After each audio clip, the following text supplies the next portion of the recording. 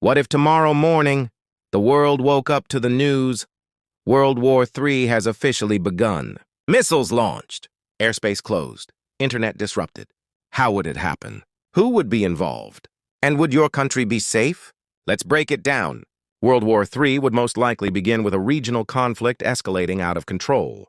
Possible flashpoints include tensions between NATO and Russia over Ukraine conflict between China and Taiwan, rising instability in the Middle East, North Korea launching a nuclear test, one wrong move, one miscalculation, and global alliances would activate immediately. If a major war breaks out, these blocs would likely form NATO alliance, United States, United Kingdom, France, Germany, Canada, and over 30 member countries. Opposition powers, Russia, China, Iran, North Korea, possibly others. India may try to stay neutral. Middle Eastern countries could split based on alliances. Smaller nations would be forced to choose sides. This would not stay regional. It would go global within days. World War III would not look like World War I or II.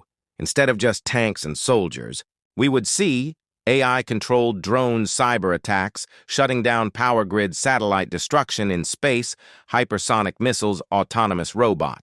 Soldiers, the battlefield would be digital, aerial, naval, space-based, and everywhere at once. Your smartphone, your bank, even your electricity could become targets.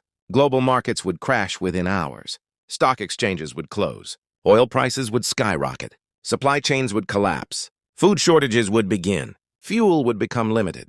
Inflation would explode worldwide. Countries heavily dependent on imports would suffer the most. The global economy could shrink by trillions of dollars in weeks.